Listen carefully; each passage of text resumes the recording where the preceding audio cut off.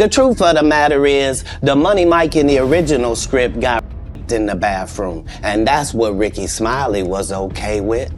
Katt Williams had to take the risk in front of the studios and the cast and our powers that be in his very first movie and say respectfully, humbly, guys, the problem with Friday After Next is we're trying to make a classic comedy, and this comedy involves a and is never funny no matter who it happens to or what the circumstances are. If you would allow me to allow us to do this movie without a black man getting in it, I promise you that it will be twice as funny as it would be with him getting.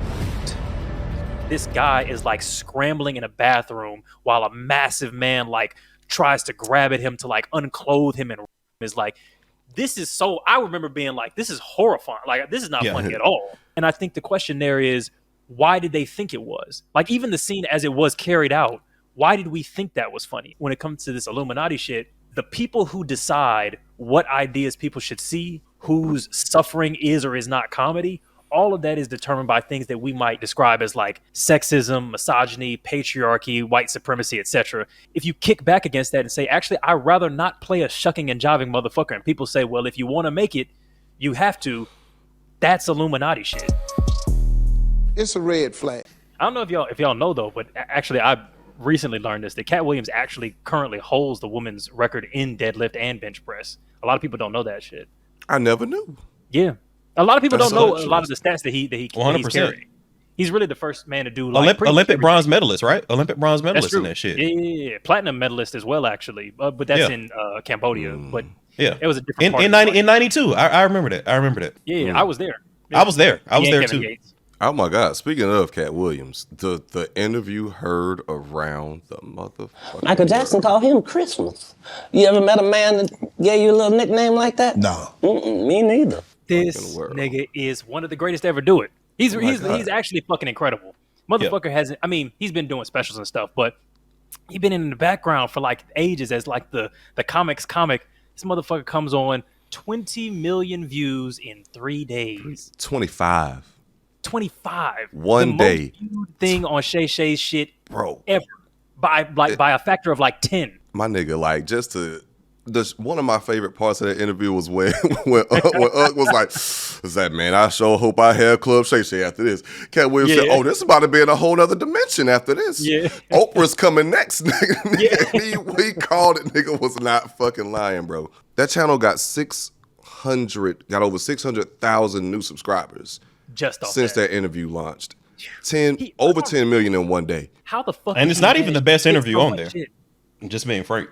I'd be surprised because I was gonna say this. I don't watch podcasts. I sat there and watched the full 2.5 hours without pausing it or speeding the shit up. Like, I wasn't watching it on some content shit. It just happened to be on and I watched the whole thing. Yeah. That motherfucker is an entertaining conversationalist. Oh yeah. Or speaker. Absolutely.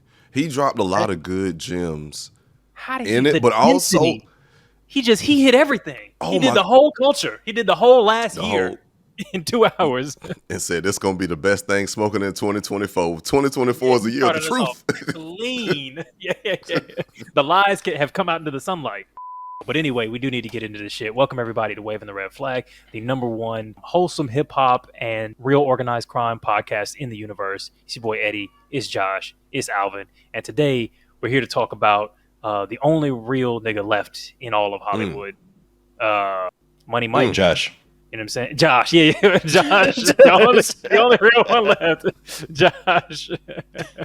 I didn't say it, but that's what the people are saying. True. That's what the streets That is what the people are saying. The people said it. That's where I heard it from. Hey, I mean, you know what I'm saying? I'm just here to defend that Josh isn't, synonymous with fuckboys, unlike, some other commenters, no. tweeting deleters.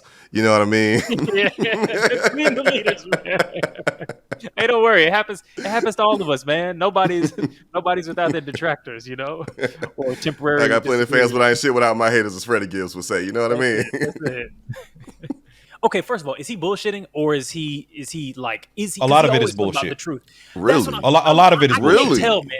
A lot of it is He's verified good, bullshit. I can't tell. Yeah. I finished that interview and I was like, damn, Katt Williams really is the strongest, fastest, smartest, most funniest, most kind, tallest motherfucker that's under 5'6" that I've ever met. Like, it's just so believable. So like what happened afterwards is you have a lot of people that are pussyfooting around basically saying that most of what he's saying is bullshit, and they're trying to do it in a diplomatic way. So they're saying that like some of the lower hanging kind of things that he said was bullshit. Guy Tory put out something that basically was like, oh, you said that Cedric the Entertainer didn't do this. Here's some proof that Cedric the Entertainer actually did do this. I'm not taking sides. Please don't call me out, Cat.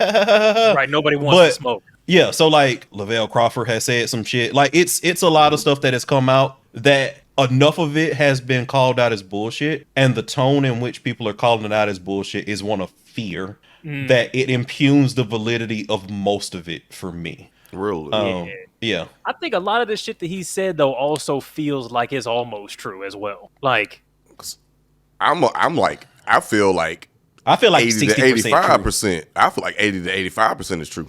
I think that's Or has, probably fair, Josh. Strong I think that's validity probably like fair. behind it. Yeah. 85% true that's true as fuck. That's not Yeah.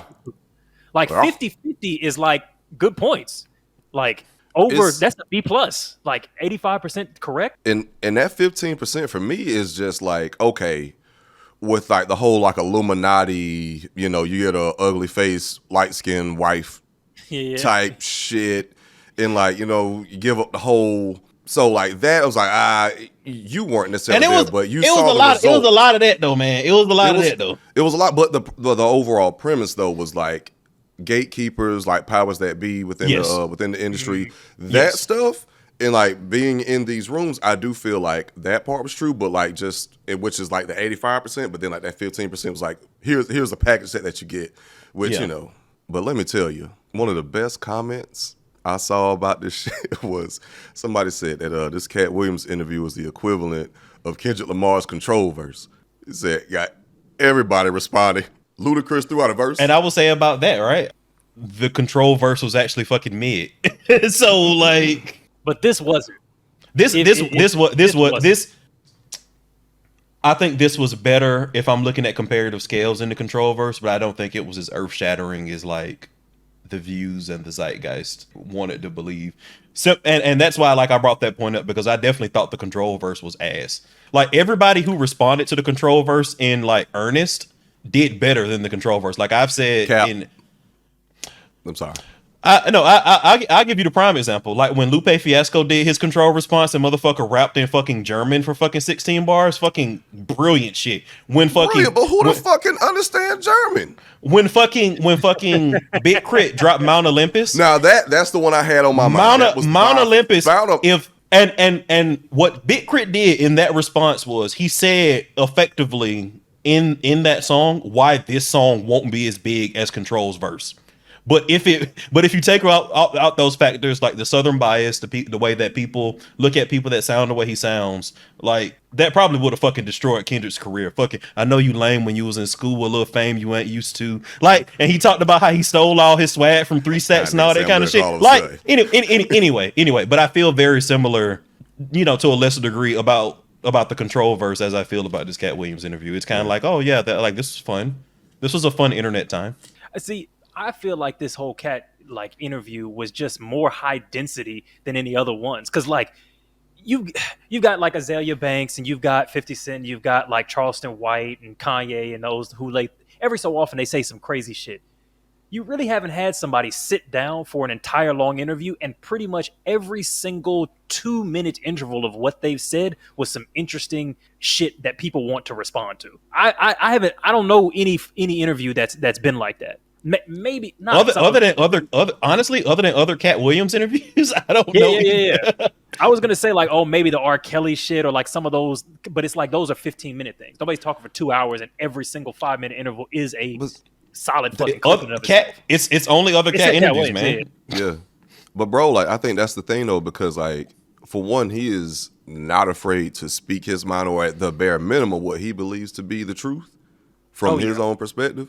And it was so controversial because like very rarely do you actually get like a comedian of his stature or someone who is known call out like other very, very big names who are like more successful in the industry and say, this is some bullshit. They stole X, Y, and Z. Here's how they got to that point. Here's what happened behind the scenes. And then people love that type of content. People love drama. People love exposing of the truth. And da-da-da. So of course people flock to it. Him being such a good talker. Oh, he's like exceptional. He's very good. Exceptional. One of the greatest to ever do it. Because one, he's fucking hilarious. Because obviously he's a professional comedian. But as he said, he constructs the English language for a living. That motherfucker does a great like revelatory seriousness. Like when he tells you some shit, you really think that this nigga just gave you the keys to the way the world works. Even if he's bullshitting. This nigga said nobody killed Tupac, and that's the same nobody who killed Biggie. And that's the same person that shot Malcolm X too. It's a lot of nobodies out there, and nobody minds if nobody comes up missing, right? That don't bother nobody, does it? Certainly doesn't bother me. That shit don't mean anything, but it sounds so good. You're like, fuck, you just unveiled some new shit. Like, I'm gonna be thinking about that shit for a while. For weeks. Like, what does that mean? I'm gonna write a Dissertations. And who said anything about it? Nobody. Media studies classes at HBCUs nationwide will be. The CIA was taking notes when he said that shit. Shout outs to the nobodies of the world. You're predicting this is going to be a nobody situation. I'm making no predictions whatsoever. But here's my two things that I think are bullshit from him, not necessarily in terms of, and I hope we don't get big enough that Katt Williams ever knows about us. But the two things you just gotta do it how everybody else is doing it. You gotta do how everybody else is doing it. Like, I'm gonna call this out and I'm gonna put some pictures up here that says that Katt was wrong. I'm not picking sides, but this is what you gotta do how everybody else doing it. But that's just even that just goes to show you the validity and why some people might be like, "Hey, he might not be the person I want to fuck with." That's 100% what's happening. People are like, "I'm not fucking with him." Yeah. But see, here's what my issues are and what I think is bullshit and what he said, which is not, I don't think that he lied, but I think he's doing, there's something about his personality which is very much like a lot of what feels like constructed humility in order to say I'm actually secretly the best at everything. And 100%. Who disagrees with me is terrible at everything. And it's very delusional. And don't get me wrong. He is like, he's on my top 10 list before most of the comedians he had beef with are. Yes, he's definitely better than Cedric. Like, he's definitely better than Cedric. Come on. And I would argue, and I know people don't agree with this. I think he's funnier than Chappelle by far. He said that he's not. I think that he's way higher on the list to me than Chappelle. I think he's funnier. I think his stand up is funnier than Chappelle. I think stand up. I think comedian who's a better writer, then that's that's what I'm thinking about. But in terms of stage presence and all that kind of stuff, I agree. But go ahead. I'm sorry to. So, but I think that the thing where it turns into bullshit is where he says it's similar to Monique, though I think Monique is a lot more legitimate in her grievances. But a lot of it is like, I'm blackballed because I'm too real, because I won't compromise, because I won't sell my asshole and join the Illuminati. Which, look, we don't know. Maybe all this Illuminati shit is real, because we do know that the Harvey Weinstein shit is real. We do know that the Bryan Singer shit is real. We do know that sexual coercion is a big part of Hollywood. Epstein Island. So these are facts. These are no longer conspiracies that are said in hushed tones about like, what happens in Hollywood. We know that these things are actually factually part of what it is to make it in Hollywood. But that doesn't completely discount people's successes. And when Kevin Hart said the reason that Katt Williams didn't make it to where Kev was is not because Kev sold his fucking soul. It's because Katt Williams. You keep pointing at Hollywood. Hollywood this, the white man, this, and this. When do you take responsibility for your actions? You had the shot. Katt was in that position at one point. You were the guy. Yeah. You were set up to be the star. You didn't show up to work. You fucked off promo shoots. You fucked off your promo fucking trips that they had set up for you. You became a risk to the studios, which is why the studios stopped fucking with you. Why was he a risk? He chose drugs. Oh, okay. Didn't show up to auditions and didn't do promo and wouldn't be on the road doing like the marketing shit. And that I believe because there was like a decade-long period where Katt basically said it. Katt Williams was fucking shit up. He was in jail. In the interview, he says he was in jail 30 fucking times. So you're telling me In Katt one part of the said interview, this you shit brag in the about interview. the fact that you've been arrested 30 fucking times for the same goddamn charge. If it's dangerous to be in the hood and you have to have a gun on you for protection and it's either judged by 12 or carried by 6, I'm always gonna have my heater on me. So if you wanna tell me that you're gonna pull me over 15 times looking for it, I'm gonna tell you 15 times you're gonna find it. I smoke cigarettes and weed. If you catch me 15 times, 15 times I'm gonna have it on me. But somehow that's totally unrelated to your industry troubles. You're saying those two things have nothing to do with it, because he's, again, genius conversationalist. He goes, I've been blackballed and it has nothing to do with me being a bad or inconsistent performer. By the way, another cool thing about me, I've been arrested 30 fucking times for the same goddamn crime, and nobody said anything about those two things being related to each other. Or like I'll take it a step further, and I think you bring up a brilliant point, so I'm not discounting it, I'm adding to it. There was also a point in that interview where he said that there was a stretch where every role that Kevin Hart ultimately took was something that came across his desk and he turned down for XYZ reason. When you want to be big in Hollywood, when you want to be Kevin Hart, because Kevin Hart has this ethos of I want to be a mogul, I want to be a brand, I want to be big. 100%. Sometimes you got to take some shit that you don't necessarily want to do to further your aims and get your name out there. In the knee. Exactly. It looked like, and I'm not, I don't even have to speculate like past his words. Per his words, it seemed like Katt Williams wasn't willing to do that. And there are a lot of actors that like have done that and been able to do that to big success. Like Ryan Gosling has said that. Like he was like, I had to take a couple of these blockbusters so I could make like, Place Beyond the Pines and all that kind of shit for like no money. Like, you know what I mean? Like I got to take a few of these things so I can do what I like. John C. Reilly has said that, like very publicly. Like I got to do Viola fucking. Davis has said the same thing. Sacrifices. Exactly. See, but here's my thing. I think that actually goes to Katt's point. I think it goes to Katt's point, but I'm just saying like him saying like it's an Illuminati thing, which is ultimately where I think that ultimately went. I think that's different than like I have to do a tentpole project to fund and be able me to like do the things that I want to. Let me get into it. Like you can get into it, but like there are a lot of people like you don't even have to look in Hollywood to do that, right? I can talk about that, right? I took my current job as like my tentpole job, so that one day I could do what I want to do. I'm not in the fucking Illuminati. Like that's not the same thing. That's not the same thing. Yeah. The thing that I think when it comes to the Illuminati shit is, I think that the selling your soul Illuminati thing is kind of like, and it can almost be interpreted as like a metaphorical hyperbole, which is, and this is something that I thought was really interesting. A metaphorical hyperbole is good. Yeah, I think that, or hyperbolic metaphor, whatever. But when Katt Williams said about the like attempted rape scene in Next Friday, where Terry Crews's character attempts to brutally rape Money Mike. Now, when I first saw that shit, like when I first saw like, because that's Next Friday, right? When I first saw that, Friday after next. Friday after next. Oh, it's Friday after next. Okay. Mm-hmm. Oh, wait, is that the third movie? Yes. But Ricky Friday next. Because he also took shots at Ricky right, Smiley. because it was Christmas. Yeah. Okay. Yeah. Right. Yeah. Okay. Katt Williams wasn't in the second one. Okay, gotcha. So in Friday After Next, I remember watching that scene and being like, I don't like this. Like, I don't know what's happening here, but I don't like this. I don't like that this has been played for jokes. And to be fair, Money Mike is a sex trafficker, so I mean he's kind of a villain, and that's a whole other part of the context of this. But making the rape of a man or a person in general the joke is ridiculous. And when Katt Williams said, I promise y'all, this movie will be twice as funny if you don't centralize the brutal rape of a person as like the punchline to a joke, I felt that. And I think the question there is, why did they think it was? Like, even the scene as it was carried out, why did we think that was funny? And so let me cook real quick. I think that when it comes to this Illuminati shit, the argument I'm making is the people who decide what ideas people should see, what ideas count as valid, whose suffering is or is not comedy, all of that is determined by things that we might, our more educated guests might describe as like sexism, misogyny, patriarchy, white supremacy, etc. And I kind of view that as like, if you kick back against that and say, actually, I'd rather not play a shucking and jiving motherfucker. And people say, well, if you want to make it, you have to. That's Illuminati shit. So that's not what that particular segment was talking about. That segment is like Hugh Jackman doing like Wolverine when all he wants to do is Les Miserables. For black people, it's the same thing. Is my argument.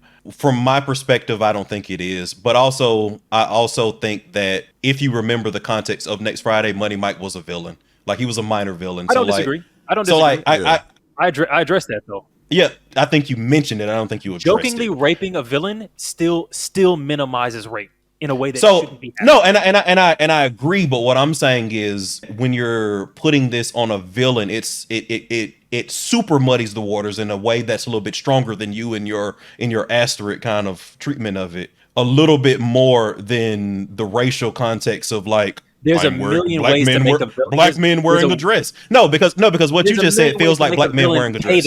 It feels like black men wearing a dress. That's what I'm saying. Rape and fem, like being anti-rape and being femphobic are two totally different fucking things. So I want to put the spectrum, but they're different. I want to put the concept in the proper context here, because what you said was you were talking about something where you were being metaphorically hyperbolic, as you stated. So I'm saying, like, in the realm of when we're talking about those sort of things, you can think of them very similarly in terms of this Illuminati gatekeeping kind of concept. So yes, what I think you're talking about in regards to how Katt Williams talking about it is equivalent to his conversations about black men wearing dresses. And I think that conversation gets a little bit more muddy when you're talking about a reprehensible character in the context of the character that they're doing it. But I ultimately agree with you that rape shouldn't be the punchline of a joke, is all I'm saying. I don't think that not wanting to do those two things is tantamount to, not doing Jumanji if it comes across your desk, which is what I think that initial conversation was about. But we don't get enough elaboration to include to know that for certain. Like, what I'm getting at is, I think that Katt Williams can turn down multiple different roles for different reasons, and those different reasons can have varying levels of like validity. Like, turning down a scene where he's brutally raped and turning down a scene where he wears a dress can be turned down for two different things. The first one I agree with, the second less so. And so my point is, when we look at Viola Davis, because again, I think using white actors here or white male actors isn't the same thing as what I'm talking about. When I watched Viola Davis do a keynote speech where she talked about her early career and what she saw about the future of her career. This was like 2014 or some shit like that. She said, I did a bunch of roles where I'm a maid or a slave or a secretary and all of that kind of shit. And my goal was, in taking those roles, I have the money to be able to make decisions, to be able to be, Annalise Keating, to be able to be the Woman King, to be able to be what's old girl's name from Justice League? CCH Pounder. Amanda Waller. Like, to be able to be those roles. Now, when I first heard it, I thought, this sounds like some coon shit to me. This sounds like justifying, like, shucking and jiving in order to one day maybe make it. But at that time, Scandal hadn't really popped off yet. And a bunch of her other shit hadn't popped off. How to Get Away with Murder. How to Get Away with Murder. Oh yeah, sorry, my fault. The Shondaverse. How to Get Away with Murder hadn't popped off yet. So I was like, she kind of proved that her plan did work, but my question is whether or not that justifies it, and two, whether or not she should have had to do it. And I feel like when women, queer folks, black folks, whatever, are constantly fed that as their options, you have to do this shucking and jiving shit if you want to make it. And if Katt is saying, well, look, I don't want to have had to do that. You give me a script and I say this is degrading to black men, so here, make these adjustments, and they say, you know what, we'll just give it to Kev. That is sellout shit. That is it's not in the context of that, because you actually do have some context based on that, right? So Katt Williams actually gave a time frame. So I forget the roles that, based on Katt Williams' time frame, that Kevin Hart would have taken in that, but somebody's actually already looked at that. One of those roles actually was like Kevin Hart's like appearance in 40-Year-Old Virgin. Was Kevin Hart's role in 40-Year-Old Virgin? Exactly. That's what I'm talking about. This is not what you're talking about. This is what I said. This is Hugh Jackman saying, I had to be Wolverine so I could do Les Miserables. That's what Katt Williams is saying. It's not what you're talking about. I will say this one thing though, like, as far as like the whole grape scene in Friday After Next, Ice Cube, once again, the goddamn Kendrick Lamar's Controlverse, came out and did a video, like a 10-minute video of him like clarifying on some of the things he said, while saying like Katt Williams did say a lot of real shit. He said a lot of true shit, but it seems like there's some things I want to clarify. He was like, for one, there was never like a whole rape scene in Friday After Next, which I don't necessarily fully believe. I don't. I believe you know they what I did mean? a cutaway scene. I believe that's what they probably had Yeah, before. like it was. Where they had that vice grip scene. At least it was implied. You know what I'm saying? That Money Mike got his just due comings from whatever. With Katt Williams, ow, like thing Yeah, from something like that. You know what I mean? Yeah. But I mean, I ain't gonna lie. Like when I first saw it, and mind you, like I'm young. I'm not a whatever it is. But anyway, I thought that shit was hilarious. I thought that shit was hilarious when that motherfucker was it Terry Crews that had Terry. Yeah, it's phone books. Yeah. Oh yeah, the phone books, the phone book armor and shit. But but then like even just I guess in that time, like especially in the time when the movie was released, like people still, especially like back then, like a lot of motherfuckers like would joke about male sexual assault victims, like and even today, like it's not taking it seriously. Like it's taking a little bit more seriously, but back in it wasn't taking that seriously, especially with the in prison culture, because that's the main thing. Don't drop the soap. So I mean, like that's not a far stretch. That some shit like that was in the script. You know what I mean? I believe Katt on that shit. Yeah. So I mean, but the way that he did it and flipped it, I thought it was actually pretty hilarious because like the victim became the. Yeah. You know, I think that was given the options. I think that was better. And but I just remember because the scene. Okay, when he gets him by the vice grip, I agree that was kind of a better way of doing it, more funny. But the moment where like this guy is like scrambling in a bathroom while a massive man like tries to grab at him to like unclothe him and rape him is like, this is so. I remember being like, this is horrifying. Like this is not funny at all. Like this is terrifying. Like I don't like this at all. And then it turned into some other shit, and I was like, okay, cool. That's slightly less worse. For sure, it is horrifying. And y'all remember Felice Johnson? I like you, and I want you. Now we can do this the easy way, or we can do it the hard way. The choice is yours. Well, I don't think you and I will be doing anything any kind of way. Okay, I see you choosing the hard way. Okay, cut. And we've joked that on that. Shit but it's scared the fuck out of me. I was like, yo, I never want to be up in prison. Like, no. Oh yeah. But when the Boondocks did it, y'all remember when the Boondocks recreated Felice Johnson, and they and Tom was in the shower. He's like, I've been watching you. You ain't watching behind your ears. Nothing. It was just like the comedic writing of it, but it's still terrifying. But it was, you can still find like, I guess like the humor in it. I think it all kind of depends on like what the culture is, and I think making that joke when we know people don't take male sexual assault victims seriously is like that. We know that it was peak satire. It was satire of that issue. Oh, in Boondocks, right. So, in Boondocks. Yes, not in Friday, but definitely in Friday. Boondocks. You're going. This is unironically not something that matters. That's what the joke is saying to everyone who's watching the movie. Hey, isn't it funny that this person was brutally raped? Is the joke? And it's like that ain't the way to go about it. You're making the culture worse. So when Katt Williams says I'm not doing that scene, I gotta say that's real nigga shit to me. Like I'm all for it, but I'm highly doubtful of the fact that of the idea that Katt Williams has been like this exemplar character of like studio reliability. I really don't fucking believe that. I think that maybe he lost some roles for the reasons that he said, but I think a lot of them were him being a fucking loose cannon. Like, yeah, I can believe that too. I definitely believe that because he's not. And that's gun the thing, charges, weed charges, fighting high schoolers. Like, come on, man, it's Katt Williams. Everybody knows. Like, yeah, right, yeah. It's not like Chappelle where they just said he was crazy. We have video of all of these things. Yeah, I think a loose cannon is a very good way of putting it, if nothing else. And then it's like someone who's not going to be constrained, quote unquote. You know what I mean? And you can't control like, me. Oh my God, he's like a little difficult to work with. But some of that shit is it's still quite. It's quite real, you know what I mean? Because like the whole dress thing, it was like, why are you so adamant about putting me in this dress? And then I think Dave Chappelle had like the best example of it for a movie that he was doing. I can't remember which one, but it's like so many different executives, producers kept coming into his trailer to try to get him to wear this dress for the scene. He's like, no, I'm not doing this dress. I'm funnier than having a dress on. Just let me do X, Y, and Z. And they finally gave in. And he was like, oh, this guy's just so difficult to work with. And then 10 minutes later, they came in with the alternate scene, with the whole scene fleshed out.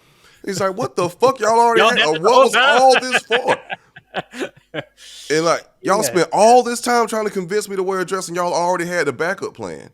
Yeah. So you have to ask yourself, what is the agenda behind that? Yeah, you also got to think about the fact that, like, one, like, scripts go through multiple iterations. They probably just went into a previous iteration of a script. Two, they also have people, like, literally on standby as script fixers to, like, do that kind of shit. Like, Seth Rogen is a well-known, like, script fixer that, like, will flip a script in, like, a day. So that doesn't too much surprise me, but 10 minutes, but I got you.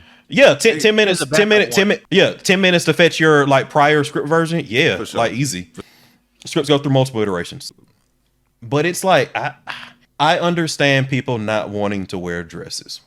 You have an autonomy over how you want to present yourself, all that kind of shit. I think that black men have this real weird hang up with their own masculinity, where they think that this is some kind of, like, great conspiracy theory that doesn't really exist. And in response to this, I know Boyce Watkins asked this question on Twitter. Yeah, and they were like, give me A-list white male celebrities that did that. And somebody gave them like a video with like 49 motherfuckers. Yeah. Arnold Schwarzenegger and fucking Tom Hanks and fucking Keanu Reeves and fucking Brad Pitt and fucking every white male A-list celebrity that has ever fucking existed. And so it's like, what the biggest, like, Robert Downey Jr. did it like 5 years ago. Like, come on. Like, so what the fuck is the conversation? So, like, again, I think people have some autonomy over what they want to do and what they don't want to do. If you don't want to present yourself in that way, cool, I get it. But black men have this thing where, like, they want to present this as some kind of massive conspiracy theory, and that just doesn't hold water in any form or fashion, like, at all. I think that's kind of my stance, yeah.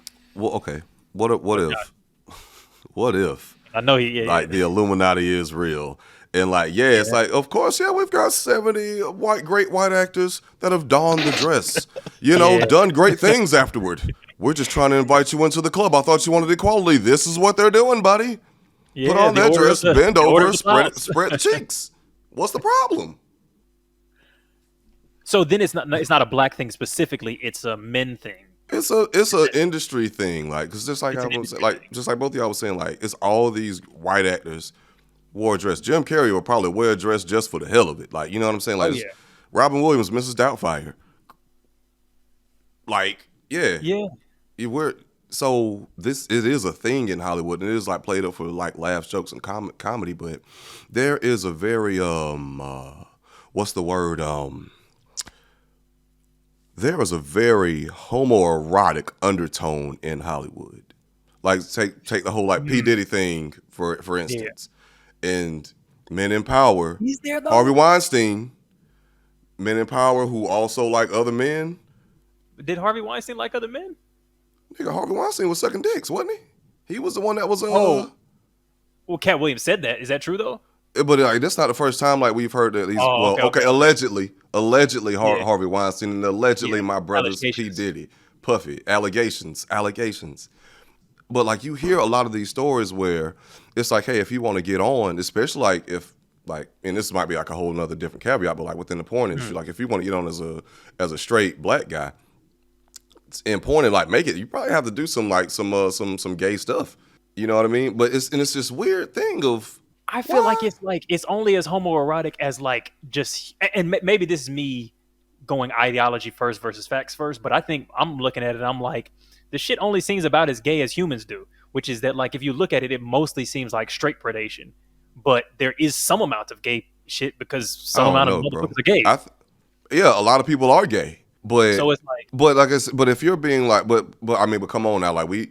Under any other given circumstances, right? You'll be like, "Oh my God, this is abuse," because you're taking advantage of of a power dynamic. You know what I mean? You're missing what I'm saying. I'm saying, like, you're saying there's, like, a homoerotic element to, like, the abuse in Hollywood, and I'm saying, well, yeah, there's also a much larger, like, heteroerotic. Like, it's like, I might have used the wrong word. Maybe I used the wrong word, but I'm just saying, like, there's a lot of there seems to be in a lot of stories that if you want to make it, you might have to do something that might be considered kind of gay or perform gay acts or homosexual acts. Okay. Maybe I'm misunderstanding your point, but what I'm saying is the same thing is true to a larger extent for straight shit. And I don't think I don't think the point there is that there's anything. James Franco, for example, right? Sexually abusive.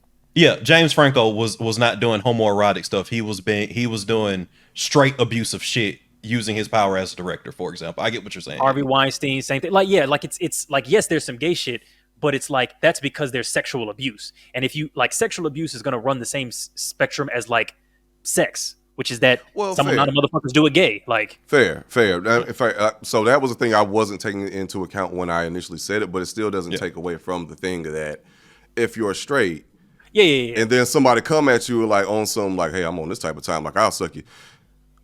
It's all awful and evil across the board, but the ramp. Okay, so take it back because I get it. I'm gonna make it equal. I see what you're saying. Because like if you also see what I'm saying, the same thing of like to make it, you got to suck dick is also true. Like you know what I'm saying? For sure, exactly. And I see what you're saying. I'm not discounting that, but I also hope you see what I'm saying as well. And I think you do. Oh yeah.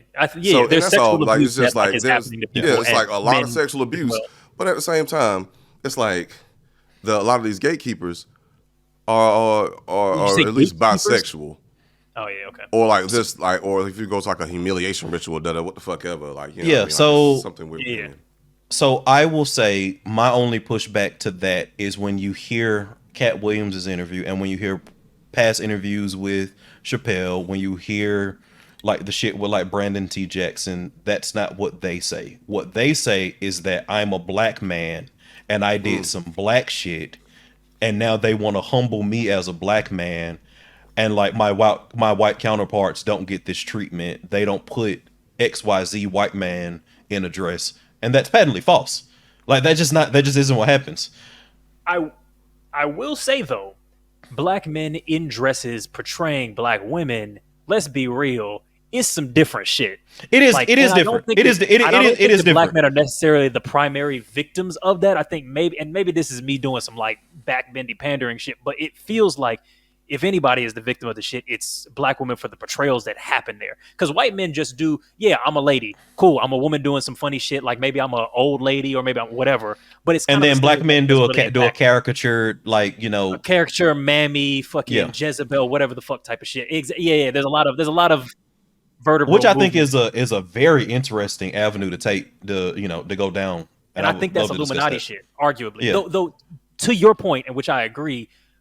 These guys most people are not complaining about that element. They're complaining about their masculinity being explicitly challenged. They're not going, hey, I don't want to do this fucking caricature that's making this group look wild. You know what I'm saying? They're saying, I don't want to look like a pussy. I don't want to be degraded. I don't want to and again, you don't even have to put words in people's mouths for that shit. Like you can go to Chappelle interviews where he will effectively say that.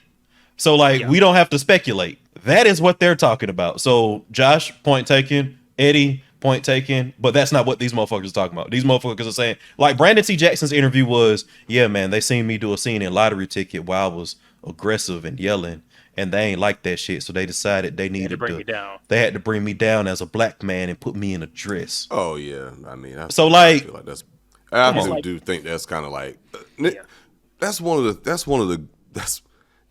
the things about black privilege is like you can just like pull out racism or like as a trump card for any goddamn shortcoming in your life.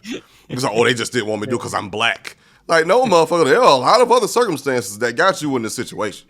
It ain't got shit to do with you a black man. There was some other things going on. Well, yeah, maybe. I don't know.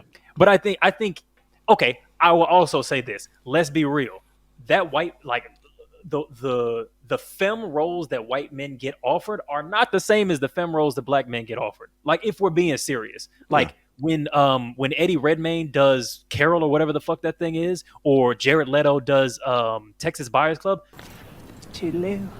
those are not the same thing as Joanna Man or Big Mama's House. Let's not bullshit. Like, those are totally different kinds of things. I'm gonna be honest with you, man. Eddie Redmayne like played that role so well. Like, it was hard for me to not see him as a woman. Like post that. Like, I see Eddie Redmayne as a woman, not gonna lie. as a woman in like Fantastic Beasts, for example. Yeah. I mean, but he does play kind of more waifish and like femme characters, even when he's playing a man. Like his character in Fantastic Beasts, what's his name? Newt Scamander. Like that character is kind of like celebrated for being a specifically kind of subversive brand of masculinity. Like that's kind of what that character even is. I mean, has JK come out and said that he's gay yet? Or we got to wait like 10 years for that? I think she's trying to just, be as anti. He's probably also black. Eddie Redmayne. That's crazy.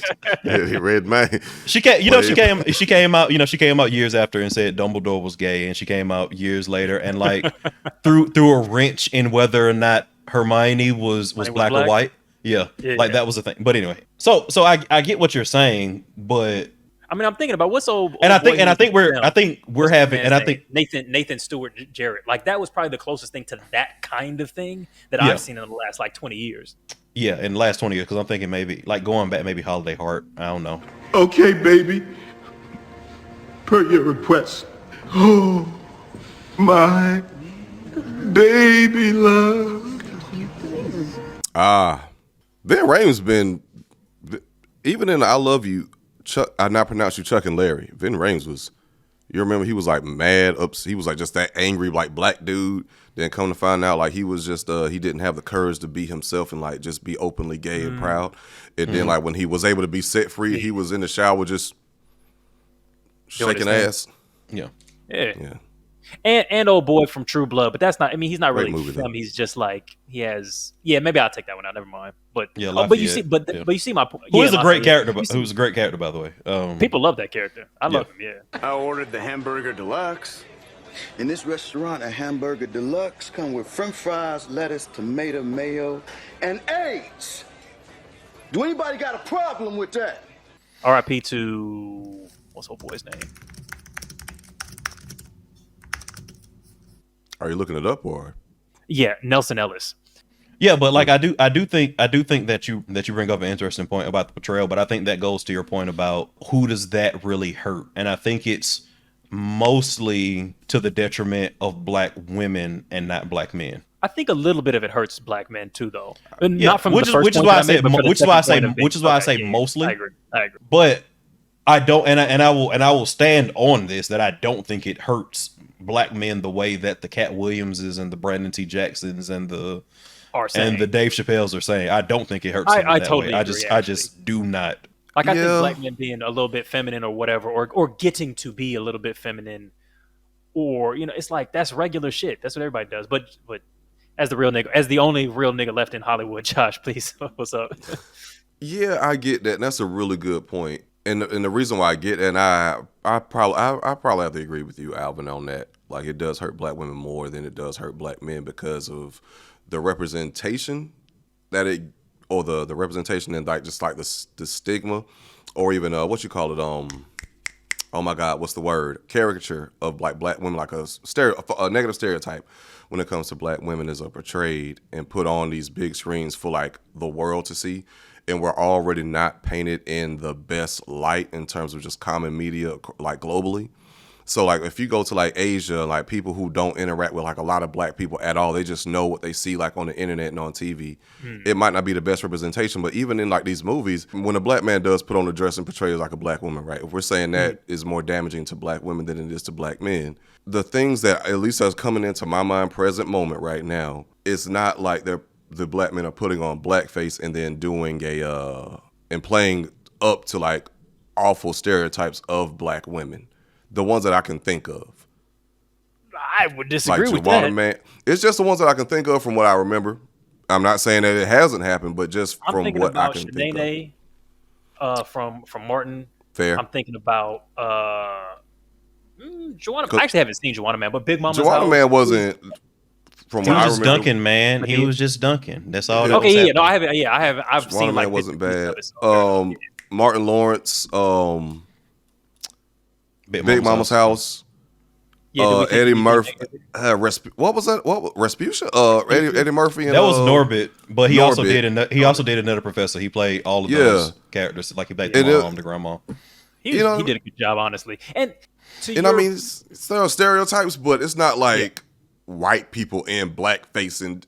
Yeah. So, but I get it. To your point, I do kind of like, I probably fall a little bit maybe between you and Alvin on this one. I do think that sometimes, and I'm open for people to disagree with me on this, but I feel like sometimes the like putting on a dress and doing a caricature thing is like, it's just comedy. I don't want to say that, but it's like you're portraying your mother, and this is maybe how your mother acts. You're portraying your sister. Maybe this is how you, and it's a funny thing. It's like it's community. I think that it gets to a point where you reduce people's ability to understand the full spectrum of the character of the kinds of people who are the character you're portraying. So if this is the only portrayal that we're getting of black women, or this is like the most prevalent one, but it's like, then that's a problem. Sometimes then that's a problem. I agree. But then sometimes it's like, this is just a funny, like he's doing this character who is his grandmother. Like that's what his grandmother acts like. And Tyler Perry has said that, for example, with Medea, that's an amalgam of like the women in his life. You know, of real people. And it's like, are we allowed to make jokes about the people that do exist in our lives? And so I don't think that 100% like black, like Drusy has gotten flack for like doing the like, you know, women on a trip to Miami thing. And I'm like, what the fuck? You drunk? No, I'm not drunk. And this is why you bitches can't even get next to me. I can get my own flights. I can get my own trips. I'm not fucking with you phony ass bitches that think I don't know. That shit happened. I've heard that story so many fucking times. That's a real thing. It's an actual observation. It's not him portraying a community that he's not part of. These are the women that he's around. This is he's talking about people in his community the same way any comedian jokes about the people that they're around. Like, so yeah. My only thing with Hollywood is this. It's like on some level, I think that, and this is why I lean to this is more, not even more, mostly detrimental to black women, is because black women also, you know, per study have this idea of hyper masculinization that is harmful 100%. In terms of how like you approach like their medical care, how you approach like their dealings in like the public societal sphere. Like that's a violence shit. That's a harmful thing. So when you, to Josh's point, when you have a lot of people's interaction with black people is, you know, black Americans especially, is through media, and you have a man, by definition on the spectrum of what that means, a more masculine figure portraying the woman. I think that also has like certain connotations that, you know, like why not, if you want to have a Big Mama's house, why not just have an old black woman play Big Mama? You know what I mean? But people will also be mad at that too, to be fair. But in a different way, agree. But I think it really like portray a police officer in the reverse. But you know, I get it. I'm just fucking around. Denzel Washington is beating niggas' asses at 70 years old, man. Just saying. You know what I mean? But that's what I'm talking about. Retired. That's what I'm talking about, Josh. You think Bertha old James, women, retired police detective. You think old women can't do this shit, but Denzel Washington's old geriatric ass can 100% be the equalizer. You see what I'm saying? I didn't say she couldn't, but I'm just talking. I'm just saying, Big Mama's house. It was a nigga being a cop who had to go undercover. I don't know. But no. No, he was doing wild shit. Like he was doing young man shit in that bodysuit. So you know, come on. But okay, so if we're done on that one, I want to talk about the joke theft shit, because I think Katt Williams is 50 to 75% full of shit. No, niggas was stealing jokes, man. I just don't. I think niggas was stealing jokes. So I've looked at the receipts on some of these. Now y'all might have seen different ones. So Cedric, Cedric doing Cedric got 2. No, okay. Cedric has 2. One of them valid. The other one I call bullshit. The Bominicious joke, and I clip. Bominicious, I want to write you a check, but I don't know how to spell Bominicious. And he said, well, I've been meaning to talk to you about that. See, when I came to work for you, I told you my name, and then I said, but you can call me by my initials. My cousin said, what you calling him?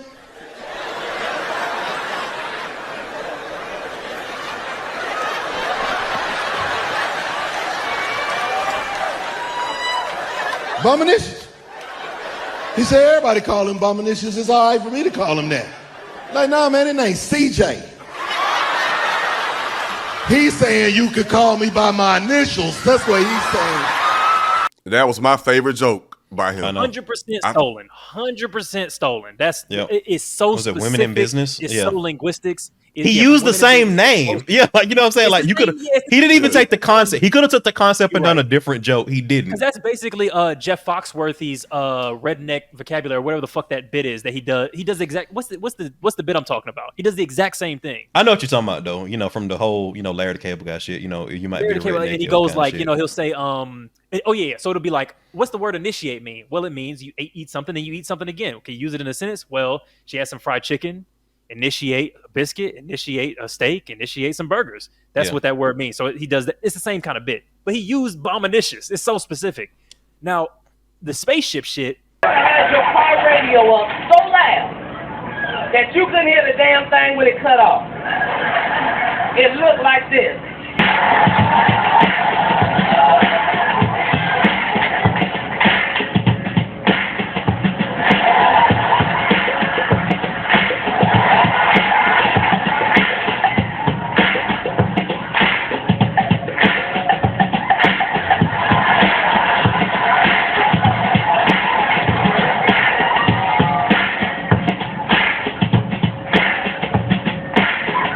be in a space shuttle like it's a 72. Dude, we ain't getting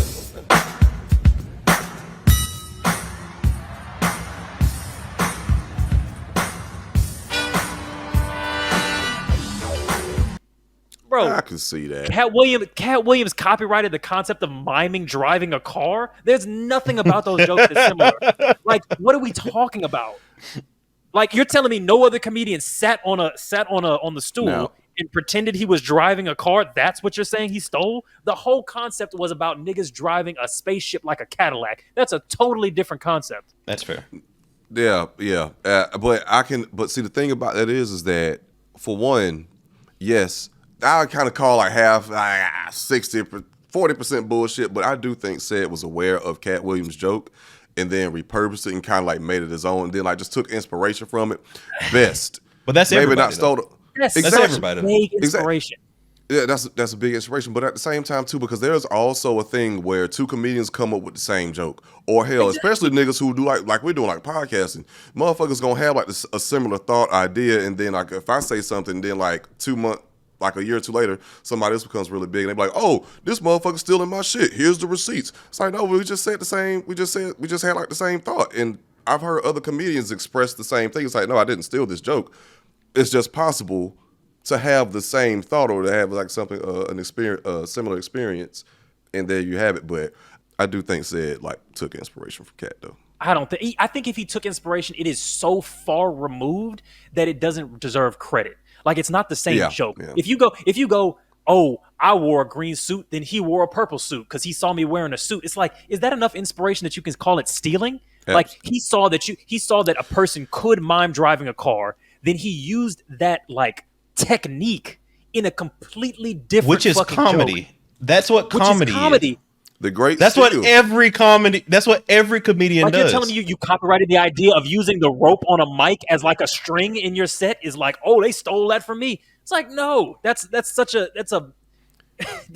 non-technique. Did fucking Bernie Mac steal from Eddie Murphy when he was doing the little kid voice? Because Eddie Murphy did that shit in fucking Raw and Delirious. No, he didn't. It's inspiration, and everybody does that. Did everybody steal the concept of like knocking the mic against your head in order to create like a little punching sound when you're doing a joke about violence? Like, what are we copywriting here? I don't know. They might have stole it. Which brings I'm just fucking with you. Back to the point of the Steve Harvey joke. If you put $15 in your tank, you had time to bond with your vehicle. You had time to put the nozzle in and set the clicker and look through your car and clean off the dashboard and look through your CDs and run in the store and get some Pringles and a Snapper, and it'll still be pumping. Now if you put $15 in, you can't even turn around good for that son of a bitch click. As soon as you put it in, just click, click. Gas $4 a gallon. Can't even pump gas like you used to no more. $4 a gallon? You remember when you used to go to pump and put the nozzle in there and hit it? Be sitting there talking, be on your phone, hey, what's happening? Be walking around, cleaning the windshield. Speaking to hey girl, what's happening? What you doing? Hey, you. Hey, dog, hey, you go in there, bring me a wine cooler. Bring me a cooler, dog. Not no more. Ain't nothing going on at that pump except you and that pump. Your ass is looking at that pump. You're telling me, Katt Williams, that you copyrighted the concept of, hey, gas is expensive? Bro, it's observational comedy. Everyone is observing the same world. Seinfeld has jokes about that same shit before Katt Williams was ever even on the circuit. But like Steve Harvey 100% copied, oh my God, I hate my memory. Oh, Mark Curry? Your Mark Curry's UPS joke. He 100% copied that shit. Oh, 100%. 100%. Yeah, Yes. 1,000. Yeah. Totally agree. And stole the shit out of that joke, please. Halloween was a trip. Halloween, we couldn't afford no Halloween costumes. Hey, kids, please. Mama sent us down to the liquor store, put boxes on us. We didn't know what we were. I don't know what we are. I don't know. She didn't tell us. I think we UPS, I guess. I don't know. You've heard me say that every Halloween I had the same outfit on. Every year. I just had a brown box. No, it wasn't nothing sad. I asked my father, could I have a new outfit? And he said, no, just wear the same one. It was just a brown box. And he just told me to tell everybody I was a UPS man. Didn't they say that he stole the Steve Harvey show from Mark Curry's like superintendent show or whatever? Hanging with Mr. Cooper. Yeah, Hanging with Mr. Cooper. Cooper. It's the same. It's loosely the same concept, man. Similar principle. Actually, it's very similar. It's very similar. So washed up athlete goes and becomes like a coach in a team versus like washed up musician ends up becoming a band director. So like similar concepts. Yeah, but I mean, how you know what I'm saying? Like this is like a Matrix and old girl. You know, I don't think it's similar enough to be stolen because again, you can name 1,000 shows with that same concept. You know, right? One thing I don't understand is like that's the concept of community. Like washed up lawyer goes and becomes a community figure. Yeah, exactly. A student. But my thing is like where does stealing come into play? For instance, like we're Hanging with Mr. Cooper, when that show was not renewed and it was canceled, how long was it until like Steve Harvey got the Steve Harvey show where he was, it was a very similar type of show. I don't think those shows. It wasn't that far. It wasn't that far in between. I don't think you don't do it, but I think you give flowers because people do failed concepts and then somebody else does your same concept better or under different circumstances. Hanging with Mr. Cooper wasn't even a failed concept, but it was on for like 4 or 5 seasons, right? Like I mean, I wouldn't call that a failure. Oh, sorry, maybe I misunderstood your point then. I'm just saying, like, how can Katt Williams be so certain that Steve Harvey stole the concept of Hanging with Mr. Cooper and made it his? I don't think he can. Yeah, I don't think you can like. Yeah, they have to be so similar that you're like, or you have to have like a receipt of the interaction, which is like if you go, because Steve Harvey was an executive producer on Hanging with Mr. Cooper, so here's the connection. Like if you have that, then you know. And again, it would have to be a lot closer. So like Steve Hightower being a part of the High Tops was a huge part of that show, right? Yeah, whereas totally. and they came back, like they were doing like reunions. It was like the Isley brothers was in it and shit, right? Yeah, the Isley, like fucking Ron Isley was in there and shit. Whereas you look at Hanging with Mr. Cooper, like him always talking about how he used to play with the Warriors was kind of like a joke. Like they was like, yeah, man, okay, nigga, we get it. You play for the Warriors a little bit. Like we're talking about that shit. Like it wasn't that big of a thing. I think that the closest parallel to that would be more like In the House with LL Cool J, because that was literally that story. Wait, which one's similar to what? In the House is more similar to Hang with Mr. Cooper than I think the Steve Harvey show is. So to Josh's point, I'm thinking that it's not similar enough that Katt can say with any definitive, lover that it was stolen. These are major fucking stretches. I have to also think Katt Williams greatly overestimates his versatility. There are 30,000 new scripts in Hollywood every year. Not one of them asks for a country bumpkin black dude that can't talk good Oba-Kaby and look like Mr. Potato Head. There ain't none. You would have to have range. I played a lot of characters, 60 movie roles. I'm not playing Katt Williams in there. In a show, like his range, because he's like, I've played many characters and none of them are Katt Williams. All of them are Katt Williams. What do you mean? Katt Williams is a pimp. I'm be real. All of these niggas are Money Mike. I'm just gonna be honest with you. All these characters are fucking. A pimp named Slickback is Money Mike. All of these characters are fucking Money Mike. Is that character hilarious? The Crocodile Man is Money Mike. Like, come on.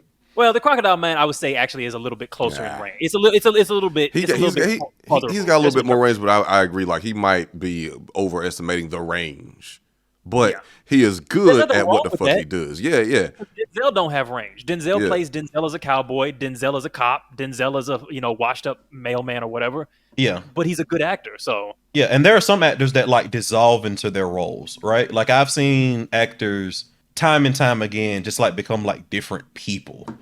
I don't think Katt Williams has that shit. I don't not quite to that level. I don't think Denzel is pushing himself to do that anymore. I definitely think there are points in Denzel's early career where he was. But I don't think I've seen it. I think I've seen Denzel perfectly become if he went down a different path, not if he was a different person. And I've seen actors who become totally different people. So the caveat I give you with that is Malcolm X. I wanted to ask you, what can a white person like myself, who isn't prejudiced, what can I do to help you and further your cause? Nothing.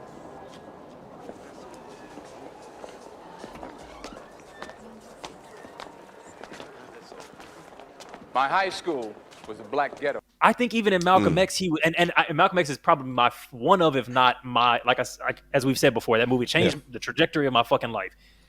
And I do agree that he embodied Malcolm X in a way that was. When the Negro, the so-called Negro in America, gets on God's side and listens to the teachings of the Honorable Elijah Muhammad, he'll want to get off of drugs. He'll want to get away from a life of crime. He'll want to get away from committing adultery and fornication. Then he would want to get off the welfare. He would want to get a job. He would want to earn a living and take care of his family, and his family would respect him. His son will say, I'm proud that that's my father. His wife will say, I'm proud that that's my husband.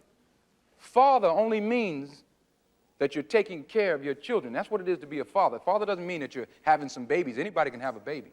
Having a baby does not make you a father. Anybody can go out and get a woman, but not anybody can take care of that woman. There's another word for it. It's called responsibility. Insane, because I remember having trouble telling the difference between. I picture as a person who like studied Malcolm X extensively. Sometimes when I picture Malcolm X in my mind, I picture Denzel Washington. Yep. And I know what the fuck Malcolm X looks like. I know what fucking Malcolm X looks like. Despite the fact that Denzel is a dark-skinned black man with dark hair, and Malcolm X is a fucking light-skinned redhead, you still are like, I think those are the same person. Because Denzel did a great job. But I think that's like Denzel as a person was already pretty similar. He was a relatively thin, relatively handsome, relatively tall, like northeastern man.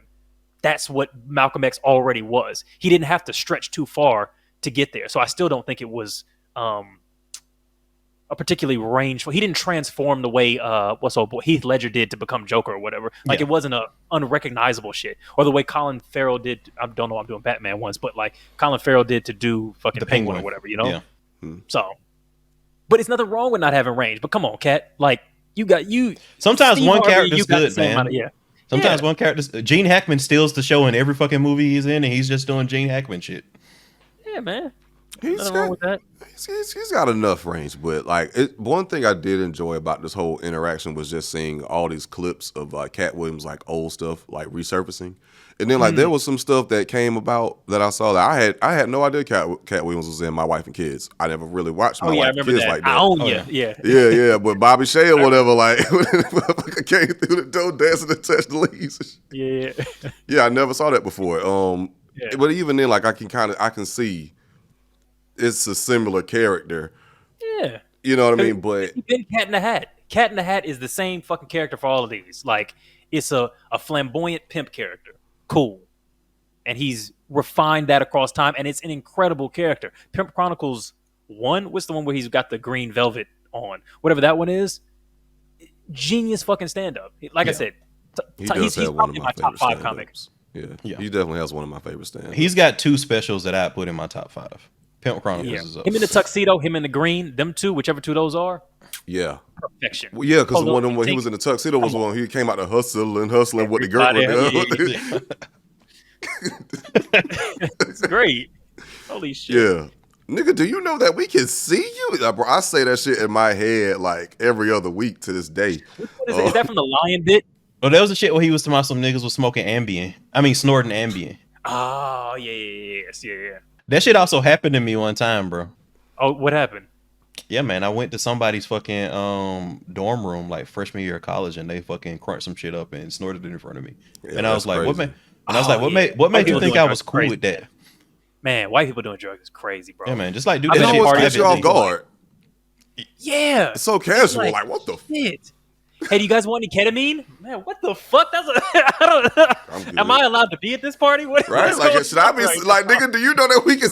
Should I be seeing this? yeah. Y'all don't want to go around in the corner and do this shit. I know, You don't wanna damn. be, there's no secret. Have a It's private so moment. wild. God damn. Right. It's so wild. And it'd be in the most conspicuous. It'd be like, show a girl will have like a little Especially amulet, ketamine. like Especially fucking and it'll ketamine. she take the cap off the top of a crystal and it's filled with fucking horse tranquilizer. And it's like, would you like? No, I don't know you. I don't even know your name. I'm good. I don't know yours either, but after this trip, oh my God, we'll get to know each other really well. No, thank you. That's terrifying. I don't want to be in a fucking K-hole with a bunch of hell no. Oh Yeah, man, a bunch of white Now- people I don't know. I would have to. Ali Sadiq's Domino Effect is definitely in my top 5. Now see, this is what top 10 Sadiq- for sure. But Sadiq and Katt have beef, which is one of Really? Yes, because Sadiq has a whole bit where he was on what's the Ghetto Boys. He was on the Ghetto Boys podcast, and he talks about his interaction with Katt, where Damn. Katt like basically snubbed him, and y'all fucking talking reckless to me. I don't like it. So Katt comes out with this player shit and just like, "Yo, dog, nigga, you need to get the fuck away from me with that bullshit." I'm gonna tell you what happened. I played the song. This stupid ass broad talking fucking crazy to me. Hey man, I apologize. What the fuck is up? Well, nigga, we can. Hey, nigga, we can do what? We can do what, nigga? So I come and get love. Baby standing there, 3 feet. I come slide and grab love. I'm like, love, you know. They say, man, nah, niggas talking reckless, dog. I killed all them police right there. And he's like, man, I don't give a fuck about none of that. Them niggas know who I am. And it's a mild-mannered cat. He's being offended. And where are y'all? Like we what city? We in Shreveport, Louisiana. Okay. Right. Now, this shit happens. This over. Performance happens. Everybody go out. Katt rides back to the hotel with me. was like treating him like shit for some kind of disclosed reason. Was pretending like he didn't see him and all this kind of weird shit. And it seemed like a little bit of a power play type of shit. So they don't fuck with each other. But all of this, the way Katt tells stories, it makes it seem like he's always the underdog. Everybody always has him fucked up. He's always going over the top to be kind and to help the underdog and to help people. He's got these stories about giving money, all this kind of stuff. But to me, it which just a lot were seems like verified. I saw D. Ray Davis actually. A lot were verified. Like I saw like 10 stories. He does that. And this is why I'm divided, because I believe the shit that he was saying. Like when he talks about being like a single parent and being like, I have money, I have means, I want to be a father, so I just adopted a fuck ton of kids. And being a parent, like he'll tell all of his stand up, all of his stories, all of his hustle stories. And somebody actually said this in the comments when we were talking about the way white men, or just men in general, don't talk about their parenthood as an integral part of their story. Katt Williams does. And that's the thing that I've always respected about him, that he always, whenever he's talking about his comedy, his hustle, his need to make money, he's like, look, I'm a single father. I got 7 so I kids. needed to make it. And when I got 7 kids, he's got 10 now. I got 5 boys and 5 girls. And I'm like, I think I always respected that about him. So I'm struggling to figure out, I mean, fuck, he's just a controversial character, man. Like he's not all good, not all bad, but the good shit is not bullshit, I guess. So it's just confusing. I give him 80. No, yeah. 80%. Okay. 75, 80. 75 to 80. I What's think I'm comfortable in B that. plus, B minus, It's- okay. You know what I'm saying? Like, I give him the 75 at a safe percent for me. Like I feel 25%. That's your own perspective, because one of the things about this is like a lot of people are talking from their own perspective. So when some shit happens to them, they're only experiencing it from one view, and that view is their own view, which they take as the truth. And a lot of times there's a lot of projection that happens of some shit that didn't even fucking happen in reality. And of course, when you add on 10 years, 20 years next to it, sure, shit fucking snowballs and all that kind of thing. Yeah, I was gonna say that, and I was real good on my last round of Jay-Z lyrics. So I'll just and I was trying to go through the cadence of it, and it's actually a pretty complex verse. So I can't do it off the top of my head. But Jay-Z and Ignorant Shit basically said that you can't believe, anything that you hear from anybody, even if it's from him. In the song, he says this. And he was like, if it's as accurate as me, actually only believe half of what you see. So I will say that I've seen enough from Katt Williams and people corroborating or going against what he said that I probably can believe 50% of what he says. Word to Jay-Z. 50 for sure. Yeah. Yeah. 50% I'll definitely give you. I think that he's but I wonder whether or not his acts of kindness, I wonder about their motivation, I suppose. Because, you know, people do kind shit all the time for, you know, in order to create a spectacle. Well, for one, like the generosity, like for one, like he does that shit with anonymously. Like it's not like, oh, Katt Williams gave you $1,000 after the show. No, because D-Ray Davis story, for example, it'd be a random woman. Yeah, it'd be a random woman. Oh my god, like yo, you killed it tonight, boom, and walk off, and it's $1,000. But even that can kind of create a mystique. You know what I'm saying? Like, but that's the thing though. Now everybody in that world knows Katt does that shit, and now they exactly. And then if they blow you up, become a legend. Yeah. True that. But still, though, it's like a thing. Okay, so that's fair. But when you give anonymously, and then of course people are going to talk, and then people are going to put two and two together. Of course, it's going to create a legend. So that doesn't mean that was necessarily the intention. But when you give anonymously, that is a good deed. But I remember one thing. This could be Katt. When he was like saying when I was younger, I wanted to be God's friend. Like if you believe in a God, then if you don't, if you're atheist, I ain't say nothing. But if you believe in God, I want to be God's friend. And imagine like what he would say to you if you were doing such deeds on this earth. And that resonated with me because like when I was young, I wanted to be God's friend. Like I looked at, you know what I'm saying? Like I to this day, like when I pray, like it's like I'm talking, like, you know what I'm saying? I'm not just, I don't know. So I get it. I think that's actually a beautiful way to live, regardless of if there might be like an intention of getting something back or building a mystique. Nigga, like you gave somebody $1,000 that needed it at the time that might not have been able to pay their rent. Like that's honestly, if you were doing it for mystique, I really still can't even shit on that. Like if you're going, look, this is a comedian who's trying to make it. I've got it. Let me pay tithes. Even if you are doing it a little bit for the grandiosity of it, I think it's still quite respectable. So I'm with you there. Yeah, like there's nothing, you can't make that problematic. No, yeah, I'm not saying I'm that y'all are trying to, but yeah. Yeah, come on. Yeah, I think I mostly agree. I will say also, I really loved when he said, "I hate motherfuckers in Hollywood who act like they got work ethic because they go to work every day." They tell you work ethic where they do all these movies. I'm the hardest working man. Well, no, everybody goes to work every day. But right. I'm saying I go to work all the time. Everybody who works goes to work every day. Shut up. Shut up. You think I respect you more than my gardener? I don't. He work every day. Rain or shine. Yeah, everybody to go to work. Everybody go to work. Shut up.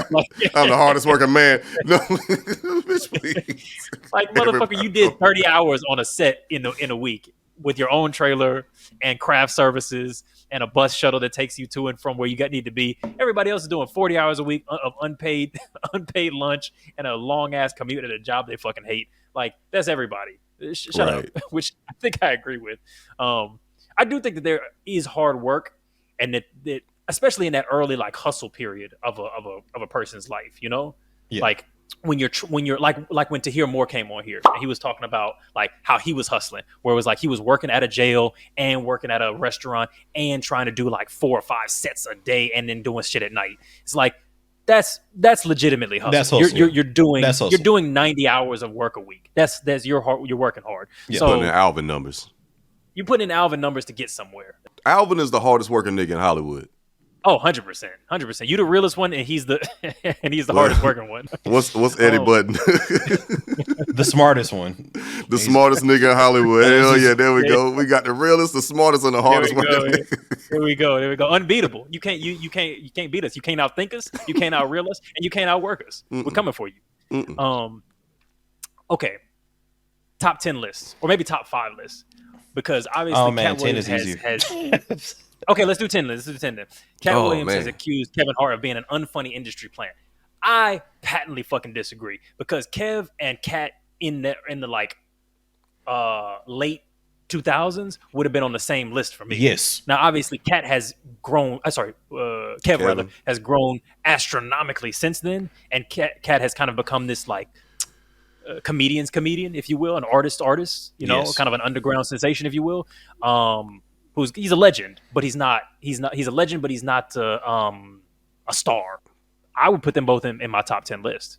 I put them both on my top 10 list. Yeah, they'd be both in my top 10 list. In terms of funny. Ooh, and if we expand it to comedians, not just stand up, then it's a more difficult conversation. But if we're doing stand-ups, man, Kevin Hart's early shit was funny. I don't give a fuck. Like, definitely, for sure. The first three. definitely it got watered down. Definitely, it got watered down as he tried to expand his brand. But like, come on, man, people try to be revisionist about that shit, and I be getting mad. I be getting mad, bro.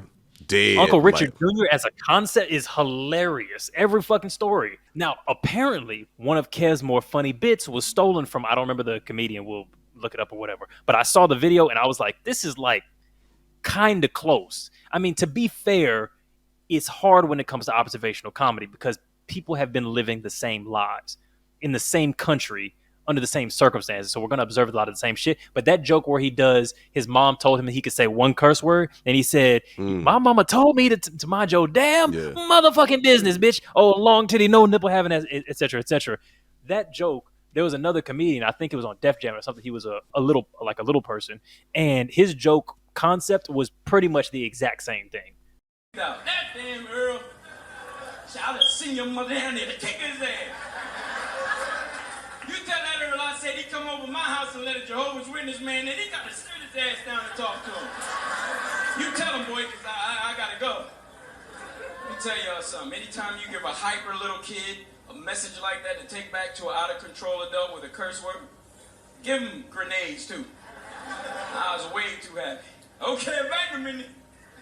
Earl, my daddy told me to tell you that if you come over our house and let a Jehovah's Witness man in, it's because you illiterate, because you didn't go past the 2nd grade. You can't read a book by yourself. And you stink because you don't take a bath for 2 or 3 days at a time. Ain't why you kick you out of the house. That's why you living with us, eating one of your fair share of food, leaving chicken bones in the basement. Now we got roaches. We never had roaches before. You can't take the pest control because you don't take that X screen stamp. You need to put some gas in your car to take your lazy ass further in the block to get a job. And stop cutting your toenails in the bathroom, making us cut our feet when we going in to brush our teeth. You got Jehovah's Witness, man. You got to sit your smelling, stinking, and literally no gas in your car, big toenail ass down and talk to him. You tell her, mind her damn business before I come down there and I beat her ass. I said, okay, do you want me to say it like that, or do you want me to take some stuff out? What I say? My mom told me to tell you to mind your damn motherfucking business, bitch. Little stupid bitch. Little dumb teaching bitch. 2 + 2 not knowing what the fuck it is, bitch. Cross-eyed crying down your back, fat foot ass bitch. Long titty, no nipple having ass bitch.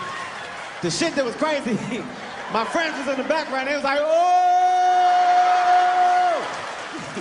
He said she ain't had no nipple! Kev did it better, but his joke was, I would say, pretty much the exact same thing. I wouldn't be surprised. I mean, niggas say inspiration, whatever. That's stealing, though. I would say that's stealing. Okay, so you're saying that he just straight up like ripped that joke? I think it's like, you know how I've said like a lot of these are maybe inspiration, but probably not even, and some of them were straight theft. I think this is across the line enough to where I'm like, if somebody said, "Yo, he stole my joke," I'd be like, "Yeah, I agree." Okay, yeah. I don't really have a I cannot name you 10 comics, comedians, stand up. I can 5 maybe. So my issue is I went through who I actually like have enjoyed like their work over the years, and 2 of them I'm not going to say because that would be controversial in 2024. I'll tell you who those are, but I'm not going to put them on my official top 10 list. So like I would have said Louis C.K., whose stand up I used to fucking adore. Absolutely. And I used to I don't even do comedy albums, but I listen to like Aziz Ansari's like comedy albums, like the whole fucking like stretch about like Harris and shit, and like the R. Kelly jokes. Like I used to love that shit. That shit was they no drama. That shit was fucking hilarious. But not gonna put them on my top 10 list. I'll go. Wait, so you're taking top 10s out because of their because they're problematic? I think I might leave. I think I might leave Aziz. I think I might leave Aziz. That was a bad misunderstanding, but yeah. I'm definitely taking out Louis C.K. for that because sometimes that term and I'm not saying that because I think like you should. I'm saying that sometimes it gets taken wrong. Their actions color how I revisit their comedy, right? Like I don't listen to I don't listen to R. Kelly's music anymore because like I'm thinking about what R. Kelly did, you know, like that kind of stuff. Yeah. Do you mean when you're listening to Louis C.K. stuff, you're going, I can't find this funny because I know a thing about you? Or are you going, this joke that I thought was funny because you're saying this actually feels like you're saying this other thing that I find actually both. Okay, yeah. Actually kind of both. Okay. But yeah, I can go through my list. So I'm going Patrice O'Neal. Yes. I'm going. Is he number one? Is this in order? This is no order. This is no order top 10. Okay, no order. Okay, yeah. Okay, no order top 10. So I'm going Patrice O'Neal, Chris Big Rock, facts. Kevin Hart, Eddie Murphy, Bernie Mac, Chappelle, Jared Carmichael. This is where the list gets weird, and I can explain some of these as we get further down. I'm gonna go Bo Burnham, Andrew Dice Clay. Who's on this list, bro? No, I'm going. Carrot Top, bro. He's the king of prop comedy, man. You Come on, man. Nobody else is doing it. Nobody else is pushing the boundaries the way somebody had to take over for Carrot Top. Bo Burnham, Jeff baby. Dunham. Bo Have you ever Beasy. seen his puppet work?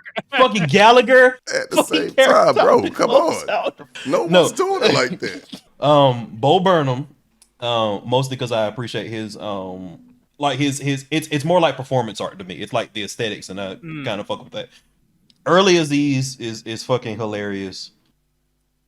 Probably go Eddie Griffin. And I sat with that one for a minute. I feel you. I feel you on that. Yeah. His African accent is terrible, man. This motherfucker is awful at accents. Yeah. I actually like now I believe that one out. But yeah, like so that was kind of where I was like no, but yeah. Come on. I can believe in a so I was gonna go like what's like the guy who does the bit about the machine? What is it? Anyway. Kreischer? Yeah. Yeah. I've watched like 2 of his specials. I found them hilarious. But fair enough, yeah. Yeah, but like if I like definitively, if you had asked me this like 10 years ago, I would have said, Louis C.K. because that shit was top tier. But yeah, definitely. I've got 9 right now that I've written down, but I can't figure out the 10th. You want to give yours? All right, so it would be. I share a lot of the same. So I'm just gonna put the ones on there that would be problematic because I got like 2 on here that are like fully canceled. But I'm just gonna put them on here because it's a top 10 list. It's not a top good people list. It's just a top stand up list. So the 2 that are problematic, getting them out of the way, Chris D'Elia and Louis C.K. would be on my top 10 list. Yeah. Moving on from there, Eddie Murphy, Bill Burr, Patrice O'Neal, like you said, Donald Glover, Katt Williams, Kevin Hart, and also Jamie Foxx. I think he's in my top 10 list. He doesn't get enough love, but I think he's a exceptional stand-up comedian as well. I don't have a 10th. I'm trying to think who else would be like 10. But I think I put Bill Burr. Now that you say, I think I probably put Bill Burr as like my hard 11. You know what I mean? Like that's like a strong one for me. I fuck with it. Yeah. Okay, that's good. Oh man, I'm having a real difficult time with this because like I don't Hannibal Buress. I'd say I put it. Come on. No man, y'all fucking tripping, bro. Hannibal shit was hilarious at all. Hannibal shit is hilarious, bro. So y'all can put him on my part of the list with Carrot Top Pickle and Juice Gallagher. joke seems like it was like yo, this is supposed to be the funniest shit I can offer, and it's like, I guess somebody sprinkling pickle juice on their sandwich is funny. That shit ain't funny. Look, man, put him on my list with Carrot Top and Gallagher, bro. Okay, I feel you. Okay. I got some. Okay. Chappelle, Carlos Miller, Eddie Murphy, Bill Burr, Katt Williams, Ali Sadiq, Kevin Hart, Richard Pryor, George Carlin. What was the one before George Carlin? Richard Pryor. Yeah, okay, fair enough. I feel you. Old school. I mean, I'm just trying to think of like all the comedians because I don't really, Yeah. But I feel you. On some new school shit, RDC, Mark, that nigga Tony Stachix, whatever his that damn last name is, white dude, look Italian, long black hair. That motherfucker's good too. Drewski. Oh wait, what's his name? Mark, Tony Stachkovic or something like that. I honestly didn't want to live anymore. I'm so sorry about that. There are things I've told you I've never told anyone. So the amount. Hold it, wait. Did your card not go through? Did it decline? I don't. Maybe. Okay. All right. So you don't have my money? I mean, things have been hard, but I can get it. I think. Let me just say this, okay? You need to man up with these sissy ass problems you got, okay? What? Man up, okay? The shit that happened with your father, that was your fault. The shit that happened with your mother, that was all in your head because you're crazy. You're crazy. There's a reason why you're always alone. It's because no one likes you. You fucking suck. I hate you. I hate being here with you. It looks like it went through. Hold on real quick. While you figuring that out, I'm gonna replace my Louis C.K. like mentioned. I'm gonna just put Katt right there. and where Louis C.K. was and Bill Burr is now in the 10. Yeah. Okay. The problem with these like comedians, they have not had like a good special. Like their last couple bodies of works. I did not find them funny. Bill Burr's wasn't good. Ali Sadiq's Domino Effect 2, I personally didn't find it that funny. Like it was very real, like, you know, emotional, da-da-da-da. But that goddamn Domino Effect, the first one, that's the last special I saw that had me like knee slapping, curled over, laughing my ass off. So like I get into people on this one all the time. I'm gonna put, you know who I'm gonna put on? This gonna be a Carrot Top situation, and I'm putting him on this. Yeah, y'all. I'm putting this one on, not based off his general career, but just kind of the place that he held in like his first 2 or 3 specials within my formative years. I'm putting on my top 10 Joe Rogan. Man, really? Whoa! Yeah. What? How? He's got 2 specials where I'm like, this shit is fucking funny. All right, man. I haven't seen a Joe Rogan stand. I've never. Neither has anybody else. Now I gotta go watch these shits. I think I will draw stick figures on it. So my thing, my recent favorite comedy special, and I've talked about it on here, and it was critically acclaimed, but like when you talk to people about it, a lot of people are like, "Oh, I wasn't feeling it." I loved fucking Rothaniel, with Jared Carmichael. Oh, is that Gerard Carmichael? Yeah. Is it pronounced Jared or Gerard? It's Gerard. It's Gerard Carmichael. Okay, gotcha. Yeah, I don't know. I don't find him funny either. Yeah, I find that shit. In terms of that like quirky black guy humor, I would say Donald Glover, Baron Vaughn are probably the only 2 that I kind of like. I think he does. I think he does what Donald Glover's looking like, what Donald Glover wishes he could do, because I think Donald Glover comes more along the lines of like. I think Donald Glover, and I'll just say what I'm gonna say, and we can talk about how problematic it is afterwards. I think Donald Glover is like the black kid who never hung out with black kids, and I don't think it's quirky. Yeah. I think Carmichael is actually a quirky black guy, which I think is a fine distinction. I think we label the Donald Glovers of the world as quirky when we really just want to say that you don't have any real black friends. But I feel like there's a big cross section of those 2 things though. Like there's a huge cross section of that for sure. Because I don't think Baron Vaughn, Donald Glover, Gerard Carmichael, fucking shit, even Michael Che to an extent, and who's the other one? Eric Andre and Hannibal Buress. I don't think any of them make comedy for black people. I think I probably would have thought that about Carmichael if I had started with his other comedy specials first and not started with Rothaniel. Rothaniel was some black ass shit. Okay, maybe. But I think I stand on my general point. Yeah, and I gave the caveat. I gave the caveat that I gave because like I love Rothaniel, and again like the critics loved it, but when you talk to people, most of my conversations go like this. So like I get who are the quirky black comedians that don't seem like they were slightly rejected by the community a little bit, if that makes sense. Carmichael. Like who are the Okay, yeah. So we got one contentious one. Everybody else is like that's what the quirky black guy comedy is, and it's mostly not funny to me, with a few exceptions. I don't know, man. Donald Glover had some hits, man. I don't give a fuck. Oh no, Donald. Yeah, that was the exception. Yeah, that fucking. Yeah. Weirdo is hilarious. I've seen him live twice. That motherfucker is funny. Went to the hat store and I bought myself. And I bought myself a hat.